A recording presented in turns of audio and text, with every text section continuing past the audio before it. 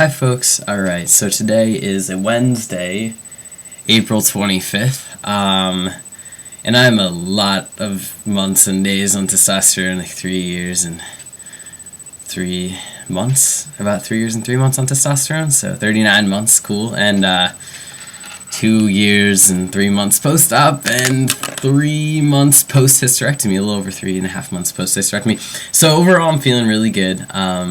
Everything is going well emotionally and physically as far as I can tell, but that's not the main purpose of this video. I wanted to make one just to touch on this idea of dealing with my past.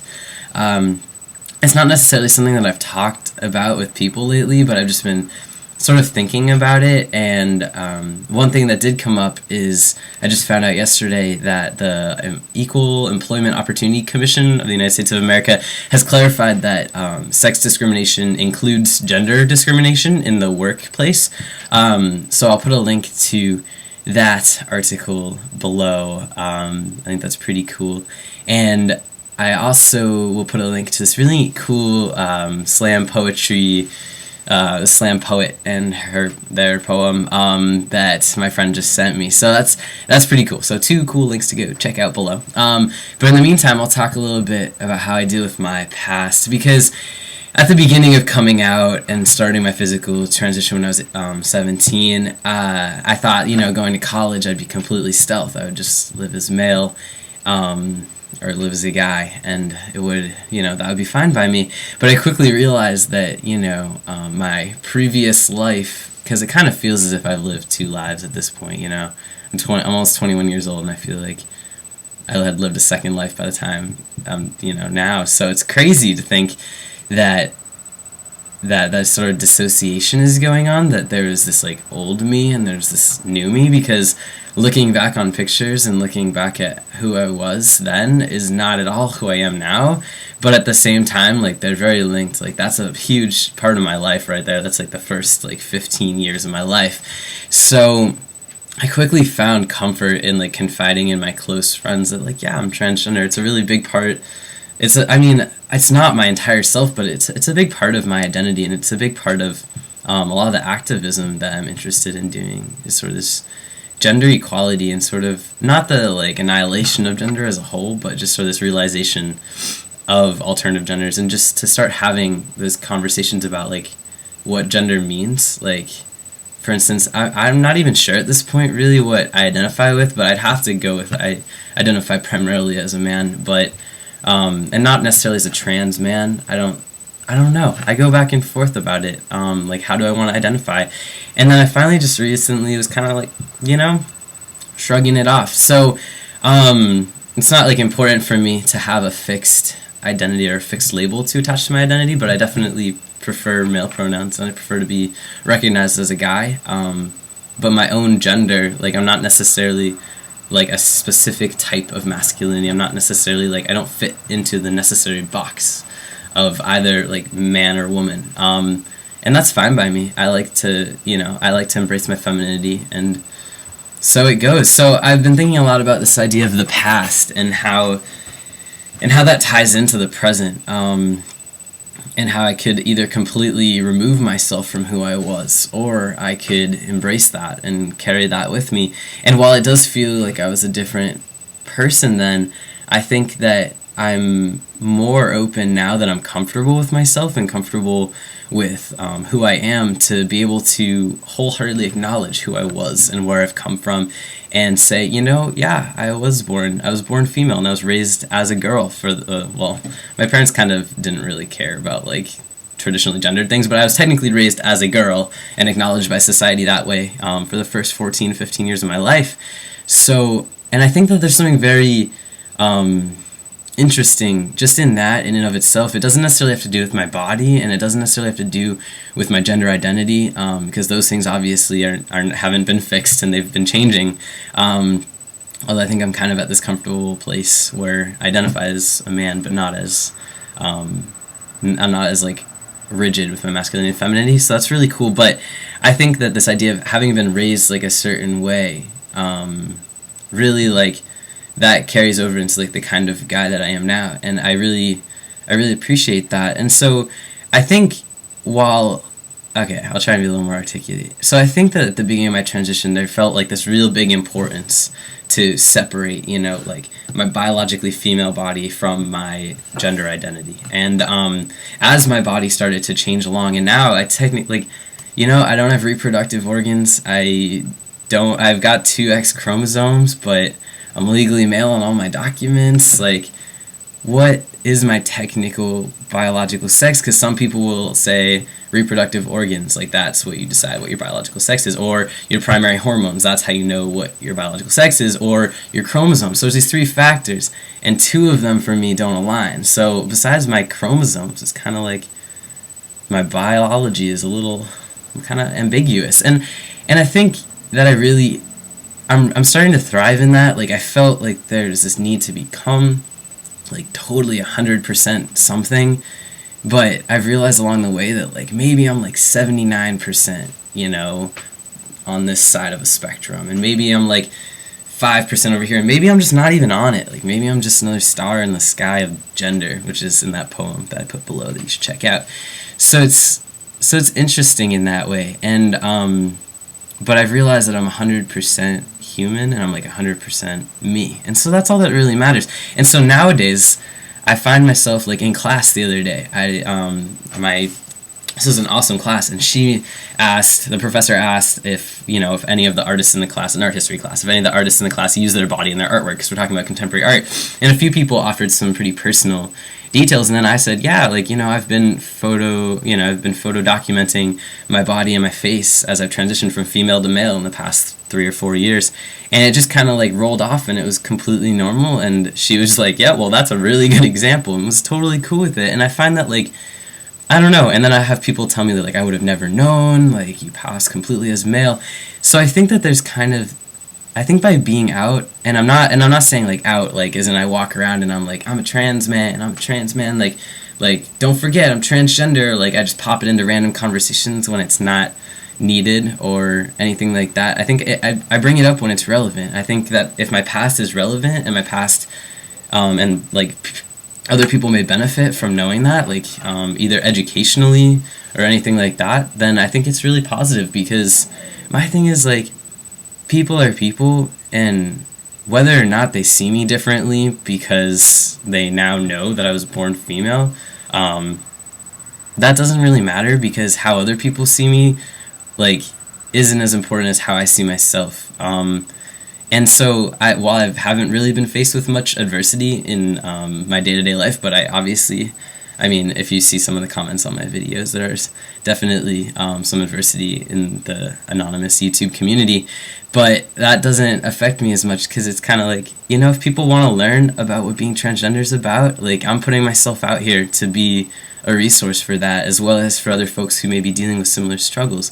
And, that's all I can really do for, like, the amount of people that I tell that I'm transgender and I'm honest about my past, which I feel really good being honest about it. Like, I feel it gives me, it's like in that moment in my class the other day when I came out, before that I was kind of like getting that shaky sort of like sweaty feeling, but then the moment that I just said it and it just kind of rolled off, it felt really good. And so there's another 30 people at my school that now know, and they may talk to other people, but I think I'm finally at the point where I'm just so comfortable with myself that it doesn't bother me. Like, before it would bother me when people would tell other people I was trans and like out me, but at this point it's kind of like, as long as you respect who I am as a human being, like, unless I tell you specifically don't tell other people, which I don't want to do. I don't want to restrict my identity and my story just to me, because I'm putting myself out there on YouTube, so anyone can find it anyway. Then I feel just like, I don't know, it feels comfortable to just let it go and not make it a big deal, because for me, it's really not. So at this point, I'm seeing that, like, my past isn't really, a part, it isn't like a different part, it's part of the whole. It's like, it's not something separate from me now, and I'm embracing that. Like, and then the other thing that goes along with this sort of equal opportunity employment thing, the article, the good news that I'm putting below as well, is this idea that in my future job, do I tell them I'm trans? And I think that I only would if it was really relevant. But also, would I want to work at a place that would fire me if they knew? Not particularly. So for instance, like my job when I was at home, I was bagging groceries, and they only knew I was trans because I transitioned while I was working there. But there were new management. New management had no idea. Like, I got Social Security changed, no big deal. They had no idea, and I didn't see any reason for them to know. And I think a lot of the employees, like the older employees, they're new, just because they could tell, like, from the sort of the beginning. Even though I'd always gone by male pronouns in Sky. And they were all like really accepting, but I never had this moment where I felt like it needed to be relevant to my job of bagging groceries for customers in my town, that like it's important for them to know I'm trans. But whereas when I'm working this summer at an all boys camp, I was honest on the phone, and I asked, like, I was like, by all boys, you mean biological males or just people that identify as male? And because of the age group and everything and like legal laws, they were like, we mean like, people that were born male. But it turns out he even brought up like the fluidity and sort of embracing that, and I was just honest before we even went to the interview stage, and I was like, look, I'm only telling you this because I find it to be relevant because it's an all-boys camp, but like, I was born biologically female. I've identified strongly in a male identity for the past 3 or 4 years, and I just really, 4 years at 4 years at this point, over 4 years at this, oh my goodness, wow. I'm a junior in college. 4.5 years, or 5. Wow, 4.5. Wow. Okay, sorry. I feel like an old dude now. But that's okay. But I know I'm not, so it's all right. But anyway, so I explained it to him because that's relevant. If I was working at it's a camp with kids, and like and I'm a counselor, so there's this whole aspect of being honest, especially with staff. That's important. And so while I'm probably definitely not going to be open, flamboyantly open or like whatever about being like about my past and being trans with the kids, he told me it's fine with like the staff, or to an extent, to be honest about it. And so anyway, so that's the thing, is like, if this had been an offer for a job, like let's say what else did I apply for? Oh, I was gonna be a park ranger. It's like, on that phone interview, I don't think it would be relevant to be like, hey, I'm trans. Like, it doesn't matter if I'm a park ranger. Like, doesn't really matter. But because I'm working with all boys, it felt relevant to bring up that aspect of my past. And so seeing sort of like, there's these times when it can really benefit, and there's these times when it really doesn't, and just sort of playing it by ear. And I think that I've got a good grip now on finally, like, when's it appropriate to tell people? Like, when do you tell people? Like, I told my current girlfriend that I was trans when we were just friends in freshman year of college. We didn't start dating until this past summer. So she knew, like, way ahead. So I can't really help with folks that are going on dates and are like, when do I bring up my past? Because, I mean, like, when you're physically and, like, romantically involved with someone, it oftentimes eventually comes up or becomes relevant.